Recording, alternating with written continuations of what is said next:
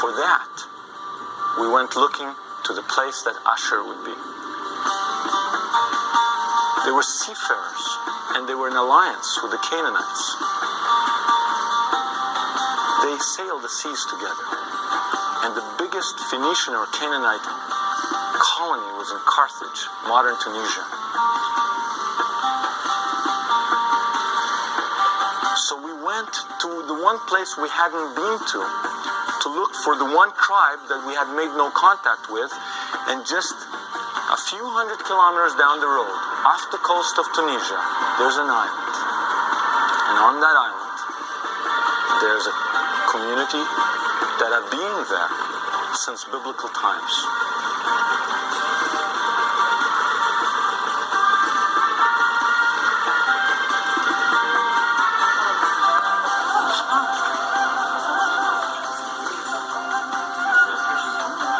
The name of the island is Jerba. It is home to a Jewish community that Tunisians value for its silversmiths.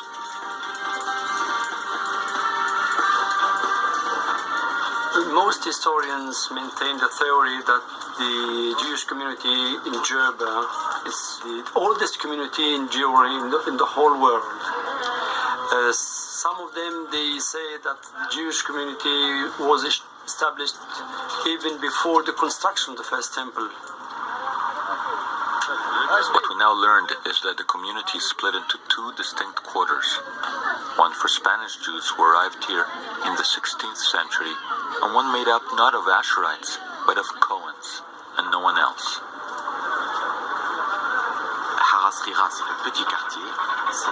There is a small quarter on the island near the ancient synagogue. There is a bigger Jewish neighborhood called the Large Quarter. The larger quarter is mainly made up of Jews who arrived here after their expulsion from Spain. Also, other Jews of various ethnic backgrounds came to live there. The smaller quarter, on the other hand, is made up essentially of Cohen priests who arrived here after the destruction of the first temple in Jerusalem in biblical times.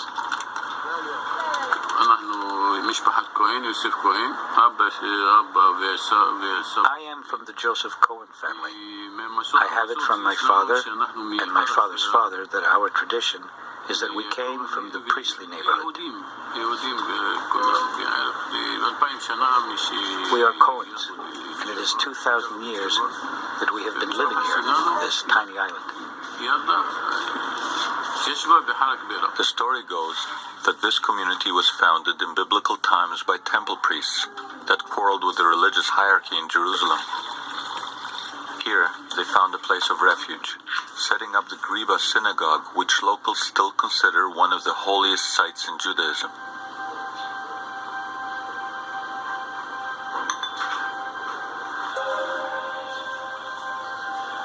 According to the Cohen's tradition, the Griba contains a treasure trove of gold and silver relics, destined for use by the Cohen priests in the future Jerusalem temple to be erected after the apocalypse. The sacred treasure is supposedly buried beneath the shrine.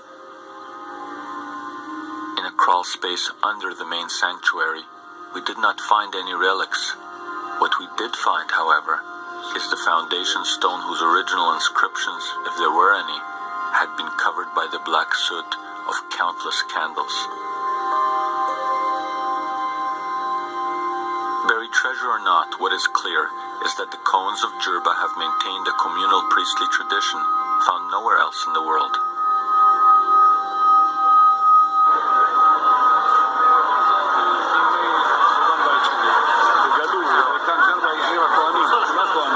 You know, Jerba is the island of Cohen priests. All are Cohens.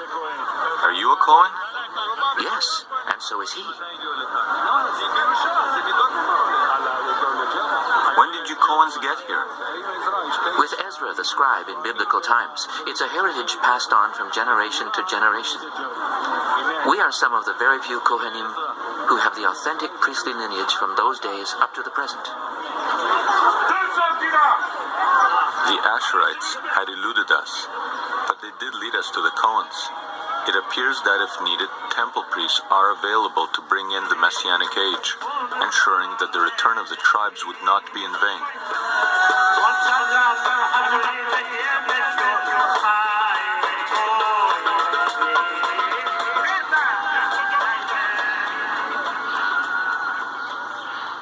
a divine promise in the Bible that the tribes will return, that they will be united, that they will prosper and grow. And this is a promise that was uttered by many of the prophets, Isaiah, Jeremiah, Ezekiel, in very flowery language, in very nice metaphors like in Ezekiel. But now there is a flaw. There is a promise hanging there which has not been fulfilled.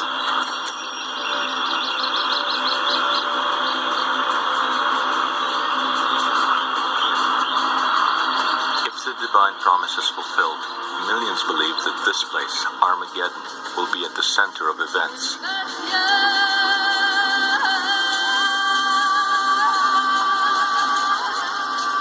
It is here that long ago Israelite tribes put up one of their fiercest battles against the Assyrians. But the new age will be heralded only when the descendants of those ancient warriors return.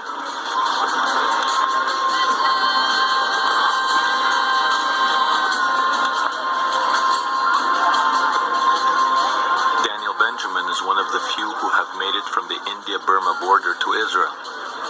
If he is from the lost tribe of Menashe, he is one of the first Israelites to serve in a Jewish army in nearly 3,000 years.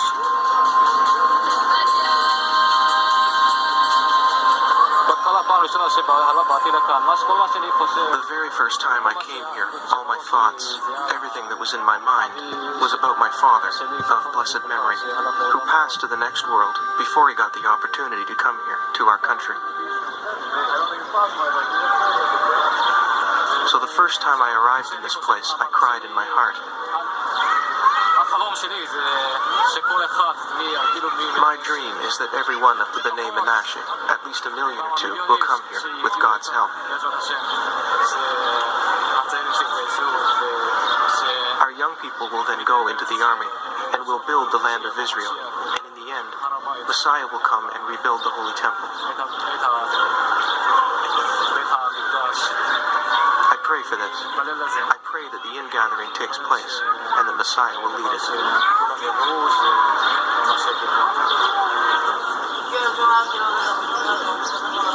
Seeing Daniel pray next to an Ethiopian Israeli, I couldn't help but wonder if the story had come full circle, if the tribes of Dan and Menashe had begun the long prophesied return of the lost Israelites. The lost tribes of Israel are no longer lost. The lost tribes of Israel have never been lost. What was lost is our consciousness. What was lost is our sensitivity to parts of the world that are not Western. We were lost to them. They have never been lost to themselves.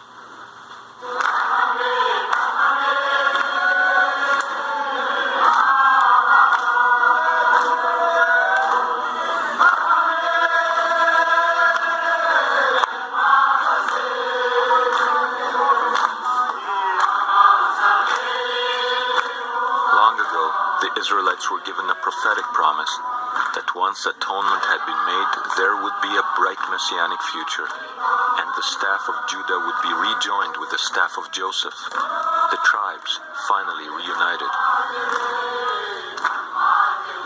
These people now believe that their nearly 3,000-year exile is over, and that their redemption is at hand. Celebrating with their rabbi, they proclaim not the beginning of the end, but the beginning of a new beginning.